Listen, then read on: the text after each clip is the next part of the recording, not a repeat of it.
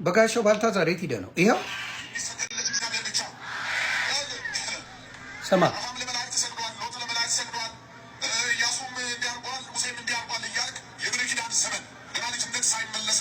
የምን ዘመን? ቆይ የምን ዘመን? የብሉይ ኪዳን ዘመን።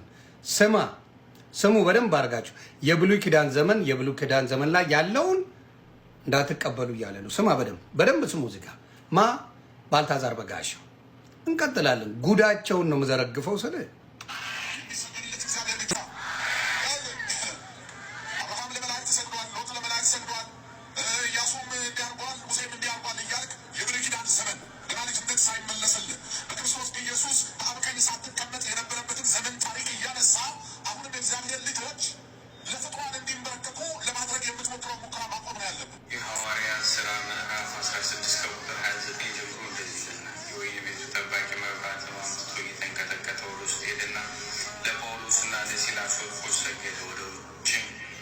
ስለዚህ እኔ የምልህ ምንድን ነው በብሉይ ኪዳን ዘመን ያለውን ተከተልና ገደል አትግባ እያለ ነው። አሁን መጽሐፍ ቅዱስ ብቻ ቀረና አሁን አዲስ ኪዳን እየመጣ መጽሐፍ ቅዱስ ለሁለት ተከፍሏል። ባቢሎናውያን አሁን ደግሞ በምን ልትጣሉ ነው? ባልታዛር በጋሻው በምን ልትጣሉ ነው? አዎ ድርሳናት ገድላት አጣልቷል፣ ተለይታል። አንደርስታንድ ድርሳናት ገድላት እሺ አጣልተው ሄዳል። ብሉይ ኪዳን ደግሞ ልትጣላ መጣ። እንግዲህ በጋሻው እንደሰማችሁት ብሉይ ኪዳን ነው አልቀበልም ምናምን እያለ እያጥላላ እየተቸ ይገኛል። እንደሰማችሁት ነው። ነገር ግን በጣም ትልቅ ስህተት ነው። ኦርቶዶክስ ቤተክርስቲያንን ለመቃወም ብሎ መጽሐፍ ቅዱስን እየተቃወመ ነው የሚገኘው። አዲስ ነው እንጂ ብሉይ ኪዳን አንቀበልም የሚል ነገር እየተናገረ ነው የሚገኘው። ነገር ግን አዲስ ኪዳን ላይ ራሱ መድኃኒታችን ኢየሱስ ክርስቶስ ማቴዎስ ወንጌል ምዕራፍ 5 ቁጥር 17 ላይ ስታነቡ እኔ ሕግና ነቢያትን ለመሻር የመጣሁ አይምሰላችሁ ልፈጽም እንጂ ለመሻር አልመጣሁም ብሏል። እና እንደ ተሻረ አድርጎ ያስተምራል እኛን ለመቃወም ብሎ ማለት ነው። እና ይሄ በጣም የተሳሳተ ምልከታ ነው። ገብቷችኋል አይደል? ለመቃወም ሲል ከራሱ ጋር እየተጣላ ነው የሚገኘውና ተስተካከለ፣ ተቃና፣ ነገሮችን አስተካክል፣ መንገድን ያዝ የሚል መልእክታችንን ለማስተላለፍ እንፈልጋለን። ምክንያቱም አልተሻረም። አዲስም ላይ እንደምናየው ብሉዩ አልተሻረም። ብሉዩ ተሽሮ ሳይሆን አዲስ የተመሰረተው ብሉዩን መሰረት አድርጎ ነው።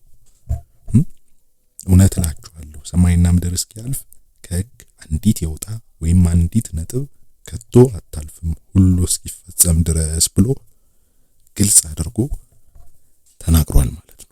ስለዚህ ብሉዩንም አዲሱንም ነው የምንቀበለው እኛ። እዛ ጋር ግን እኛን ለመቃወም ብሎ መጽሐፍ ቅዱስን ሲቃወም እናየዋለን በጋሻው ማለት ነው። በጣም የሚያሳዝን ነው። በአርሲ ምድር ላይ ፀሐይ በሐዘን ጠልቃለች። ዛሬ ከአርሲ ምድር የሚሰማው ድምፅ ሁሉ የለቅሶና የዋይታ ሆኗል። ሁላችሁም ለወገኖቻችን ነፍስ ይማር በሉ። ይህንን ዜና ለዓለም አሰሙ። ለንጹሐን ወገኖቻችን ሁላችሁም ድምፁ ኑ። የቤተ ክርስቲያን ደወሎች ለጸሎት ሳይሆን ለለቅሶ መደወያቸው ሰዓት የደረሰ ይመስላል። ንጹሐን በገዛ ቤታቸው በገዛ ቀያቸውና በቅዱሱ በእግዚአብሔር ደጅ ላይ የታረዱበት ያ አስከፊ ድርጊት ሁሉም ማውገዝ አለበት። አቤት የሚል ጠፍቶ ደራሽ ሳይመጣላቸው በጨለማ የመጡ ገዳዮች የንጹሐንን አንገት ሲቀሉ አመሹ። በምስራቅ አርሲ ሽርካ ወረዳ የታየው ሰይጣናዊ ድርጊት የሰው ልጅ አእምሮ ሊሸከመው ከሚችለው በላይ ነው። ካህናት በመስቀላቸው ፊት ደማቸው እንደ ውሃ ፈሰሰ። ዛሬ ስለ ፖለቲካ አናወራም።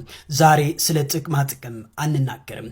ዛሬ የምናወራው ስለ ረገፈው የሰው ልጅ ህይወት ነው። ዛሬ የምናወራው ስለ ደረቀው የንጹሃን ደም ነው። ዛሬ ከአርሲ ምድር የተሰማው ሰበር ዜና ሰብአዊነት የሚፈታተን ኢትዮጵያዊነትን የሚያቆስል እጅግ አሰቃቂ ክስተት ነው። የወገኖቻችን ደም መች ነው የሚያቆመው? በቅዱሱ ስፍራ ላይ የታረዱት ፍትህ መች ያገኛሉ? ሁላችሁም ለወገኖቻችን ነፍስ ይማር በሉ። ለቤተሰቦቻቸው መጽናናትን ተመኙ።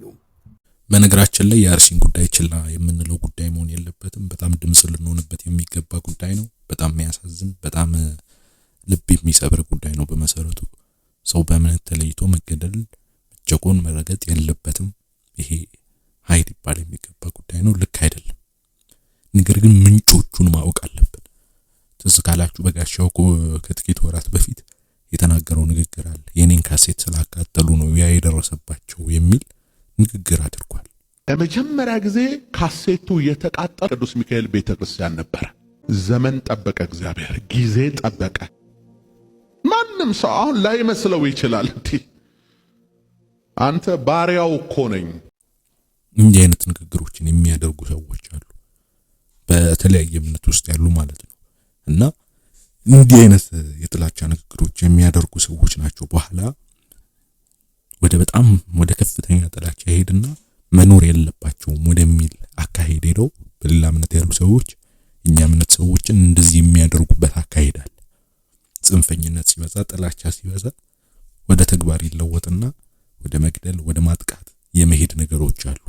እና ፊዚካላችሁ በጋሻው የኔ ካሴት ስላቃጠሉ ነው ካህኑ የታረደው ምዕመናን የተጎዱት ምን እያለ ከፍተኛ የሆነ የጥላቻ ንግግር የተናገረበት ሁኔታ ነው ያለውና እንደዚህ አይነት ተግባራት የሚከወኑት ከዚህ ነው። ሌላ ምንም ምንጭ የለውም። በመጀመሪያ መሰረቱም በእንደዚህ የጥላቻ ንግግሮች የተጀመረ ነው። ስለዚህ በጋሻውም አንዱ እንዲህ አይነት ነገሮችን የሚናገር ሲያሰራጭ የነበረ ሰው ነው እና እነዚህን የጥላቻ ተናጋሪ ሰዎችን ከግምት ውስጥ ልናስገባ ይገባል። እነዚህ ናቸው ተለውጠው ወደ ተግባር ገብተው ብዙ አይነት መከራ ውስጥ የሚዳረጉን ማለት ነው እና የሞቱትን ነፍስ ይማርልን። ከዚህም በኋላ እንዲህ ነገሮች እንዳይደገሙ የተቻለን እናድርግ የሚል ነው። ድምጽ ምንኑን የሚል መልእክት ነው። ኦርቶዶክሳውያን ልክ እንደ ዶሮ እየተጨፈጨፉ ስለ ኢራንና ስለ አሜሪካ ላወራችሁ አልመጣም። ኦርቶዶክሳውያን በምስራቅ አርሲ ዞን ውስጥ በጣም በከፍተኛ ሁኔታ እየተጨፈጨፉ ነው። እነዚህ ኦርቶዶክሳውያን መሳሪያን አልታጠቁም፣ ንጹሃንም ነበሩ። ማንንም ለመግደል ማንንም ለመጉዳት ቤተክርስቲያን ውስጥ አልተሰበሰቡም። ይልቁንስ ስለ ዓለምና ስለ ምድራቸው ስለ ራሳቸው ነፍስ ለመጸለይ በቤተክርስቲያን ውስጥ ተሰብስበው ነበር። እነዚህ ኦርቶዶክሳውያን ግድያቸው፣ ሰቆቃቸው፣ መከራቸው ማብቂያው መቼ ነው? በተለይ በአርሲው አካባቢ ተመሳሳይ ነገሮች ሁሌ እንሰማለን። ቆይ የኦርቶዶክሳውያን ጥፋትስ ምንድነው? መፍትሄውስ ምንድነው? እባካችሁ ድምጽ ናችሁ። ይሄን ቪዲዮም ሼር ማድረጋችሁ እንዳትረሱ። እኔም እያስገረመኝ ነው እዚሁ በሀገራቸው ውስጥ መከራ የሚያዩ ወንድሞቻችን እናቶቻችን እያሉ እንዴት ሰው እዛ ጋር ብቻ ትኩረቱ እንዳደረገ አሁንም ድረስ ግራ እየገባኝ ነው። ራሴ እዚህ ኦርቶዶክሳውያን እየተገደሉ በአርሲ እንዳለ ግን የሚዘገበው የሚወራው ምናምን ግን አጠቃላይ እዛ ስላለው ነው። ስለ እስራኤልና ኢራን ጉዳይ ነው፣ ስለ ውጪ ስላለው የሀገር ውስጥ ጉዳይ ሳይቀረፍና በጣም የሚያሳዝን ነገር ነው። ልንዘግበው ልናሳውቀው ሚዲያ ላይ ልንጮህበት በደንብ ልናስፋፋው የሚገባ መረጃ ነው። ስለዚህ ይሄን ነገር ተቀላቅላችሁ እናንተም በደንብ አድርጋችሁ ሼር አድርጉት፣ ይሄንን አስፋፉት፣ ለሰዎች አሳውቁ፣ በራሳችሁ ሚዲያ አስተዋውቁት። በደንብ አድርጋችሁ የኦርቶዶክሳውያን ግድያ ይቁም የሚለውን ነገር በደንብ አድርገን በሚዲያ ልናራግበው ልናሳውቀው የሚገባ ነው። ከዚህም በፊት የሆነ ነገር ነው ትዝ ካላችሁ ከወራት አመት ራሱ አልሞላው ይሄን ነገር ስንሰማ አርሲ ላይ ድጋሚ አሁንም እየተሰማ ነው ይሄ ነገርና በጣም የሚያሳፍር ነው። እንዲህ መሆን የለበትም። በደንብ ልናሳውቀው መረጃ ልንሰጥበት የሚገባ ጉዳይ ነው።